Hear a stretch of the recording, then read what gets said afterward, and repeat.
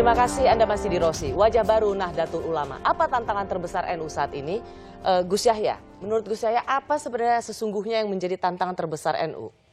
Wah, kalau bicara soal tantangan sudah besar sekali ya. Tapi ya, yang pertama-tama menurut saya harus kita bangkitkan adalah kesadaran tentang makna asal dari kehadiran NU ini yang menurut saya sudah banyak dilupakan, banyak direduksi, gitu. Sehingga warga NU dan bahkan para aktivisnya sendiri dilupakan, direduksi, bahkan ya, sampai tahap itu.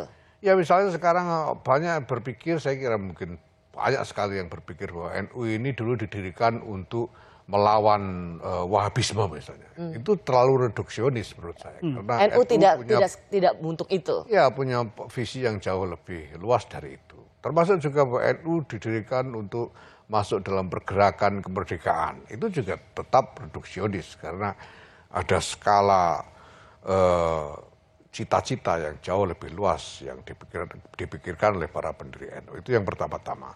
Nah, tapi kalau soal masalah terdekat yang kita hadapi sekarang ini, karena saya berpikir tentang konsolidasi NU supaya menjadi lebih koheren, yang saya kira yang menjadi tantangan paling besar sekarang ini, hari ini soal pembelahan yang kemarin sudah terlanjur pernah terjadi di dalam di basis NU warga. Kalau di kalangan elit itu perbedaan pendapat, pertentangan itu biasa dari dulu itu. Dan cepat selesai. Pasti ada dan tidak pernah ada dampak sampai ke basis. Basis ini masih tetap kokoh. Nah, yang kita prihatin sekali kemarin sudah terjadi pembelahan itu terjadi di tingkat basis. Ini berbahaya sekali kalau kita tidak segera membangun strategi untuk menyembuhkannya. Itu tadi yang makanya Gus Yahya mengatakan tidak ada dari pengurus NU yang sudah tidak boleh ikut dalam menjadi capres maupun cawapres. Persis, ya. Untuk mengobati dulu luka akibat pembelahan ini. Persis. Ya. Kalau buat dua Nahdien ini apa tantangan terbesar? Ya. Ini agak yang harus dijawab oleh Ketua PBNU. Ya, tantangan pertama istrinya. Itu tantangan terberat. Enggak, jadi maaf Gus, jadi sebenarnya bukan hanya pembelahan yang terjadi di tingkat basis masa NU di grassroots, tapi lebih dari itu harapan dari kita semua adalah terbelahnya masyarakat secara nasional di semuanya. Yang dibutuhkan oleh negara adalah perang NU untuk merekatkan kembali. Jadi ini NU ini harus jadi penjahit itu Mbak Rosi, untuk merekatkan kembali serpian-serpian hati yang retak. Itu memang gitu Mas. Iya. Obras. Jadi gimana ini keretakan sosial ini kembali terajut gitu ya. Yang dengan rajutan ini semuanya bisa happy, bahagia dan rukun kembali. Nah, itu. Tapi dengan sikap yang seperti tadi berkali-kali dikatakan Gus Yahya bahwa tidak ada kepentingan NU, pemimpin-pemimpinnya ada pengurusnya untuk mau maju pilpres segala macam, itu top.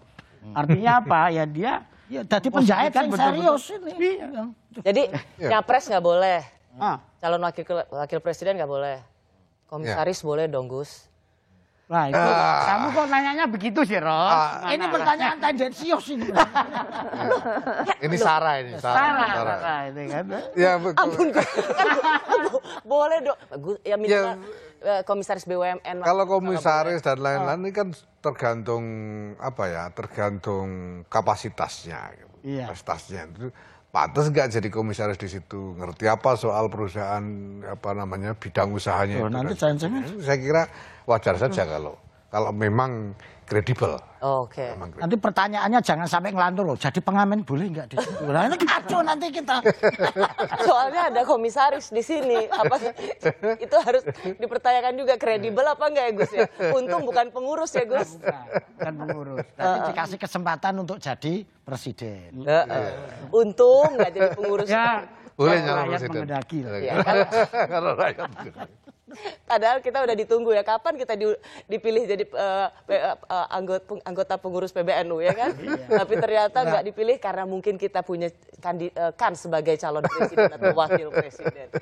Saya sebelum mengucapkan berpisah pada Mbak Alisa Wahid, apa kritik Anda selama ini pada NU, dalam hal ini PBNU, yang akan diperbaiki di masa kini sebagai jawaban atas kepengurusan yang baru atau atas pembenahan yang baru di NU?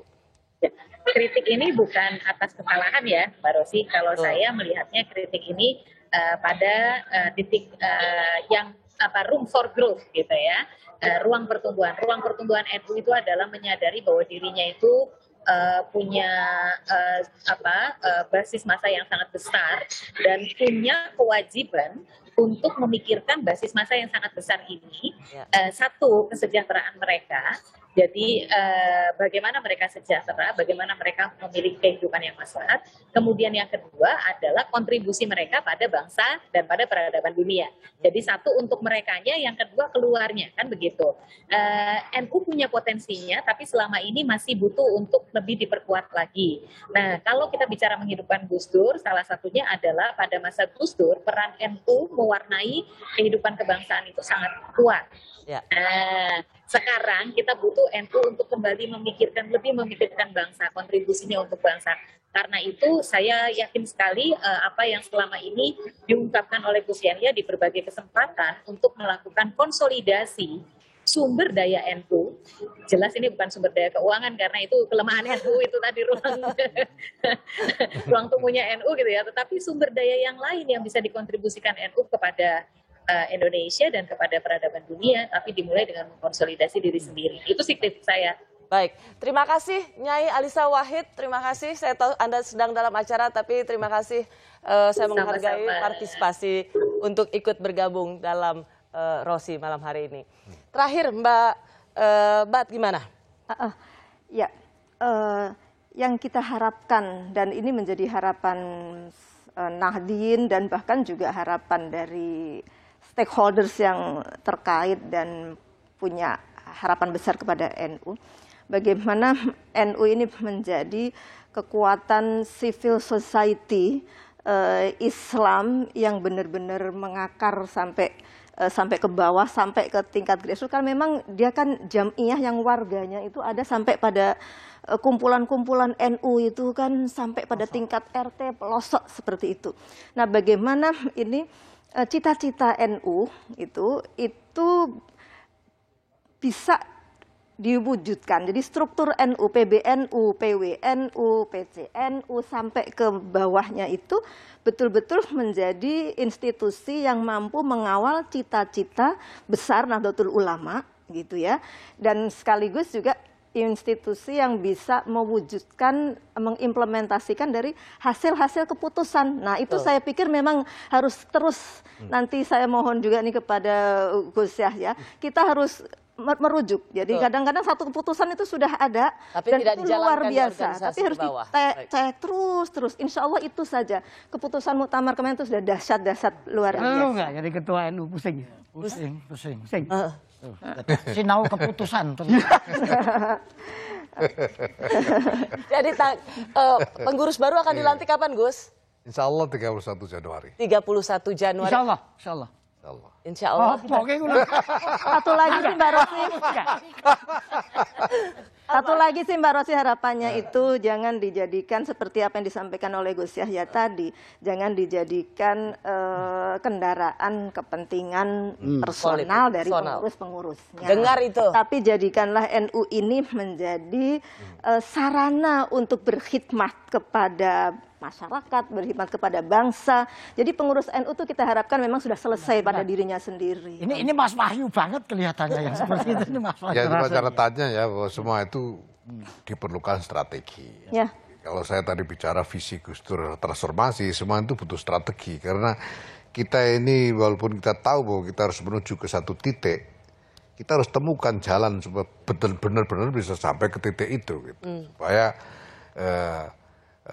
karena kita ingin mengajak ini warga NU yang sekian puluh juta orang ini untuk ikut selalu bergerak, bersama, ya. maka harus ada strategi yang tepat untuk itu. Akhirnya saya dalam percakapan ini, dalam program ini betul-betul yakin memang pilihan itu tidak pernah salah.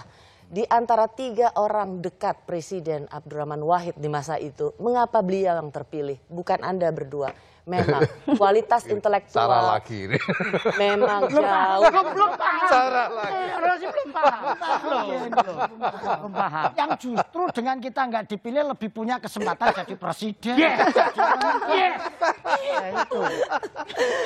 Anda boleh tanda tangan honor untuk juru bicara. Tetap saja yang jadi ketua PBNU adalah Kayaknya beliau. harus sarapel honornya sampai. Sarapelan. Gus Yahya, terima kasih. Terima kasih, Sukses ya sama-sama. Gus. Amin, Sukses terima juga kasih. Mbak Ya, makasih, Nyai, terima kasih. dalam pelantikan nanti semoga selalu sehat dan membawa terus Amin. kiprah perempuan di PBNU. Mas Wahyu Muryadi, Terima kasih. Mas Al Sastro, terima kasih. Sama-sama. Semoga cita-cita Anda yang belum tersampai tidak jadi pengurus di PBNU, tapi jadi capres bisa terlaksana. Amin. Didoain loh sama ketua PBNU. Nahdlatul Ulama adalah organisasi muslim terbesar di Indonesia. NU selama ini telah menyebarkan wajah Islam yang moderat, bukan cuma di Indonesia, tapi juga di kancah internasional. Kehadiran NU di bawah kepemimpinan Gus Yahya diharapkan bisa membawa lebih banyak lagi kebaikan bagi NU, Islam, dan Indonesia. Bahkan tak mustahil untuk perdamaian dunia. Terima kasih sudah menyaksikan Rosi, sampai jumpa minggu depan.